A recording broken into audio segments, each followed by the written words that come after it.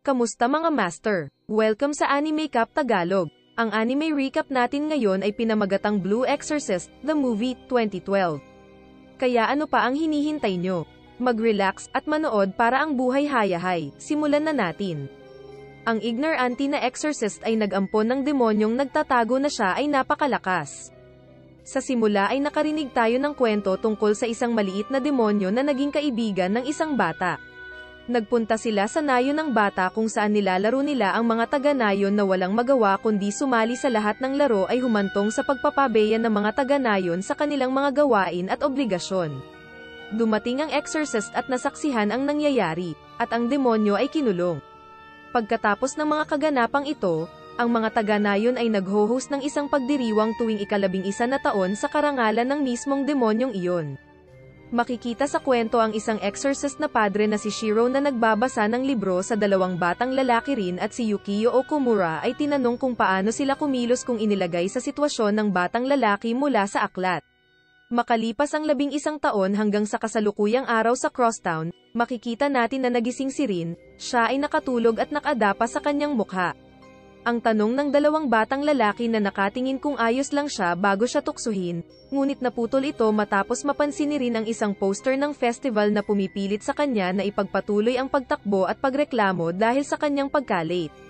Maliit na itim na lumulutang na parang ball ang mga nilalang na kilala bilang Koltar ay makikita sa lahat ng dako. Iyon ay mga demonyong nasa ere ay lumalapit sa mga tao na may madilim na kalikasan at mga introvert. Makikita din natin ang mga tao na nagprepara para sa paparating na fiesta. Dito ipinakilala si Shira at nalaman niya na ang tubig ay tumaas hanggang sa mga daluyan ng tubig, bilang resulta ng utos ng krus na kailangang muling i-install ang kanilang mga mahiwagang harang na nagpoprotekta sa mga tao mula sa mga demonyo. Nalaman nila na ang mga mahiwagang harang sa lungsod ay kailangang palitan tuwing ika-11 na taon. Sa istasyon ng tren makikita namin ang kapatid ni Rin na si Yukio at isang batang esquire si Remy. Hinihintay nila si Rin na halatang huli na. Si Yukio ay nagpatuloy sa pagkukwento kay Shiremi tungkol sa kanilang misyon na pagpapaalis ng multo na tren.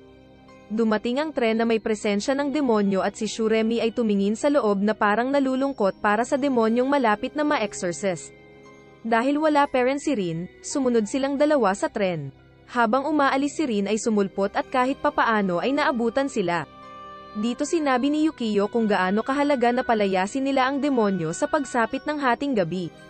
Nagpasya sina Shiremi at Rin na suwayin ang kanilang superior, matapos sabihin ni Shiremi na maaari silang gumamit ng Chinese lantern plant para mapaalis ang mga demonyo sa tren sa tamang oras. Nang margining ni Yukio na hindi siya sinunod ng kanyang mga kasama, siya ay nakipagtalo sa kanyang kapatid. Sinabi ni Yukio na ang mga exorcist ay kailangan tulungan ang mga tao sa kabila ng mga posibilidad. Naputol ang pag-uusap nang malaman ng demonyo na nawawala ang mga pasahero. Ito ay nabuhay habang ang dalawang esquire ay naiwang nag-aagawan upang makatakas. Dito rin tinalakay ni Shir at Chang ang kambal na Okumura na nagsiwalat na halos magkapantay ang kapangyarihan ni Rin sa demonyong si Satanas. Si Rin ay nasa tren na ngayon ay kinakalaban ang demonyo, at pinalibutan ang sarili sa asul na apoy. Bilang kalahating demonyong anak ni Satanas, isa sa kanyang natatanging kakayahan ay ang asul na apoy na hindi nakakapinsala sa kanya ngunit binibigyan siya ng isang kalamangan kapag nakikipaglaban sa mga demonyo. Naitinapon sa ibaba habang naglalaban, sina Yukio at Shiremi ay tumakbo pabalik sa cabin. Nang kulang sa bala, ang dalawang naghihintay kay Rin ay walang pagpipilian kundi ang hilahin ng preno sa trolley. Dahilan ito para mahati ang demonyo sa dalawang bahagi. Patuloy na inaatake ni Rin ang demonyo habang sila ay bumagsak sa labas ng lagusan at sa tubig sa ibaba. Nang bumabagsak na mga labi ay nakakagambala sa isang dambana ng templo ng kuneho at nagsiwalat ng isang walang malay na batang lalaki na sinusubukang gisingin siya. Binibigkas ng bata ang mga sumusunod na salita, "Mali kayong lahat." Bago mahimatay, si Chang at Sir In ay nilabanan ng demonyong lumitaw muli, ngunit ang demonyo ay tumakas sa mga daluyan ng tubig.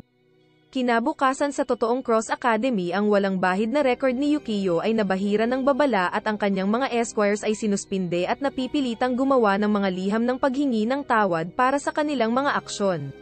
Napatay ang mga tao pagkatapos ay nakita namin si Rin na namamasyal sa mga pasilyo ng tunay na Cross-Order HQ at nakatanggap ng bulyo mula kay Shira bago lamang formal na ipinakilala kay Chen Long na ipinakilala bilang isang senior class exorcist mula sa sangay ng Taiwan.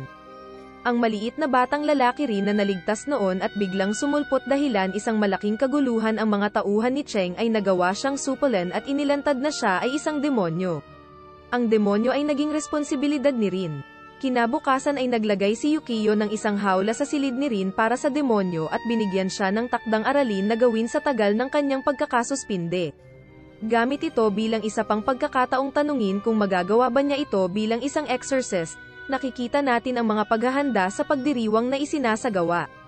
Bago ang paggising sa isang dilat na mata na nakatitig sa kanya, ay nakipagsalo ng tubig sa demonyo, si Rin. Siya ay nagmamadaling pumunta sa kwarto ng mga lalaki para iwasang gamitin ang hawla bilang palikuran. Kasunod naming nakita ang mga kaklase namin sa akademya na naglalakad sa paglubog ng araw na tumutulo ang kulay kahel na slime ng demonyo, at nagrereklamo kung gaano karumi ang pagsasanay para sa isang exorcist. Sa pagpasok sa gusali ay nakita nila si Rin na nakikipagbuno sa demonyo kaya lahat sila ay nakikisalo sa pagligo upang linisin ang mabahong maliit na demonyo na may tawanan sa paligid. Noong ito ay maliguan, at pagkatapos nagsuot ng sariwang damit ay nagawang makatakas ng demonyo.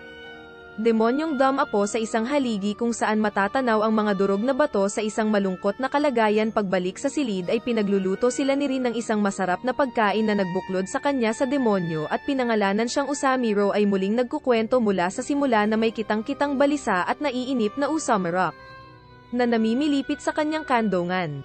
Isinampal ng malabatang demonyo ang libro sa hindi pagsang-ayon na sinasabing ang kwento ay hindi hihigit sa kasinungalingan. Ngunit ito ay nagdudulot lamang sa kanya ng pag-aalipusta dahil sa paninira ng mga bagay ng ibang tao. Iniaalok ni Rin si Usmaro para ipagtabuyan ang kanyang higaan dahil hindi siya gaanong matutulog dahil sa kanyang takdang aralin. Dumating si Yukiyo at nakita niya si Rin na nagsasaya kasama ang demonyo ay hinarap niya si Rin tungkol sa hindi niya pagkumpleto ng kanyang takdang aralin. Pagkatapos ay umalis siya at nag-flashback tungkol sa kwento sa simula ng pelikula ay naalala niya kung paano tinanong ng kanilang ama kung ano ang kanilang gagawin kung makatagpo sila ng demonyo.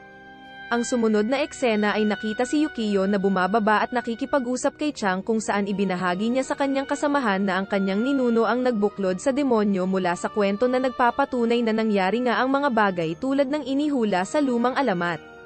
Ang mga kaklase ay nakita sa kalaunan na naglalaro ng baseball at sa palaruan ng akademya ay hinikayat ng grupo ang pint-sized na Usemuro na tumama sa isang home run. Sa itaas ay nakita sila ni Chang at si Yukiyo. Si Yukiyo ay pinaalalahanan ni Chang na ang demonyo ay tatakan habang hinihintay ang pagtatapos ng pagdiriwang na nagpapaalala rin sa kanya na dapat malaman ng kanyang kapatid ang kanyang lugar sa pagkakasunod-sunod ng pares ng mga exorcist pagkatapos ay makatagpo ng higit pang mga labi ng sinanay na demonyo. Mula kaninang bumalik sa mga dorm ang mga lalaki ay nagreklamo tungkol sa pagkapagod mula sa kanilang obligasyon at hindi makapag-enjoy sa mga kasiyahan. Tinanong ni Usemuro kung ito ba ay kanilang mga gawain na pumipigil sa kanila na makibahagi sa kasiyahan at pagkatapos ay kumupas ang silid. Sa itim bilang ang demonyo ay nagsimulang ubusin ang mga alaala. Susunod na makikita natin kung paano hindi makadaan si Yukiyo at Shane sa HQ habang tinutuklas ang mga durog na bato kung saan nailigtas si Usamura ay iniligtas. Patuloy ang pagdiriwang at nakikita natin na libo-libo ang nagsasaya sa pagdiriwang. Makikita natin ang ating mga magiging exorcist sa mga damit ng pagdiriwang na sumasayaw at nagsasaya sa kanilang mga sarili. Sa paglusot sa karamihan ng mga nanonood ng pista.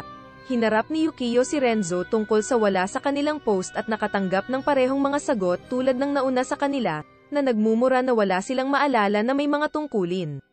Si Yukiyo pagkatapos ay may isang kapwa guro na nag-alok sa kanya ng inumin kasama ang iba, at napagtanto na may mali ang pagsasalo-salo. Natigil ng marahas na pinababa ni Yukiyo ang isang nunal na demonyo at si Usamuro ay nawala sa kalituhan. Sinundan siya ni Rin at ang dalawa ay pumunta sa isang malapit na templo kung saan sila umupo sa isang rooftop at tumingin sa napuno ng confetti na langit. Nag-flashback si Yukiyo na umiiyak matapos mawala sa parehong templo habang kausap niya si Usamaro. Tinatalakay ni Rin ang pagkawala ng kanyang ama at ang masasakit na alaala niya ay nagpaluha. Muli si Usemuro nagtanong kung magiging mas madali kung wala ang masasamang alaala, Muling nagdidilim ang tagpong ito at sa pagkakataong ito ay napansin ni Rin na may mali kapag hindi niya maalala ang kanyang ama mula sa isang pagbabago ng alaala ay dumating at sinipa ang demonyo at ang hugis ni Usemuro ay nagbabago sa kanyang tunay na anyo ng asol na fox na demonyo na kilala bilang ang tagamanipula ng oras. Ang pag-alis mula rito ay sinakop ng singsing ang dilim sa kanyang kamao sa wakas ay nauunawaan na si Usamaro ay kinain ang kanyang mga alaala, at alam kung bakit siya kinulong ilang siglo na ang nakakaraan ng ninuno ni Chang. Dumating si Yukio at hindi matagumpay na sinubukang barilin si Usamaro. Ang demonyo ay nakatakas at patuloy na kinakain ang mga alaala sa mga nasa landas nito. Samantala ang buong lungsod ay inaatake at lahat ng uri ng mga demonyo ay makikita. Si Chang ay ipinaliwanag sa kambal kung paano ang demonyo ay nagmamanipula ng oras at nagpapakain sa mga alaala na natagpuan ni Usemuro ang kanyang sarili na nag-iisa sa isang madilim na lagusan ay nagtatanong sa kanyang sarili kung bakit ganoon ang lahat. Hindi masaya at naalala ang araw na siya ay tinatakan rin pagkatapos ay naabutan ang isang umiiyak na Usamaro ang sinanay na demonyo ay sumalakay muli at pinilit nito si Rin at Usamaro pababa sa ibaba na paghiwalayin sila ni Yukio at Chang na ipinagpatuloy ang laban. Mabuti sa masamang alaala habang tinapos niya ang sinanay na demonyo sa pamamagitan ng isang hampas mula sa kanyang espada. Ang malaking demonyo ay tuluyang nawasak at binawi ni Usamara ang kanyang anyong tao. Ang alikabok ay naninirahan sa kanilang paligid habang nasanay na rin si Usamaro upang mangako na hindi na muling kakainin ang mga alaala ng mga tao. Sinira ni Shuremi ang pagkakabuklod at sinabi sa kanila na ang lungsod ay lumilikas dahil ito ay natatakpan ng mga Koltar na ang huling harang ay pinapalitan pa rin ni Shira. Nalulula si Shira sa tarangkahan ng baha ay suportado ng paladin na si Arthur habang mas maraming Koltar ang patuloy na bomb-aha sa kanilang paligid. Pabalik sa headquarters gusto ni Shiremi na magtago sa ibaba ng hagdan ngunit tumakbo si Usamaro sa bubong nang makita namin ang malaking sukat ng Koltar swarm na bumabalot sa lungsod. Nakita ng kambal ang dalawang batang lalaki na nang-aasar kay Rin kanina at dapat pilitin makadaan sa Koltar, bago bumagsak sa ulan ng bantayan at ang kanyang kapatid ay wala nang mapupuntahan at sila ay nakabitin sa bubong ng clock tower. At nakita namin si Usamaro papalapit sa sentro ng lindol at sinabing kailangan niyang sirain ang kanyang pangako kay Rin dahil ito lang ang tanging paraan para mailigtas sila.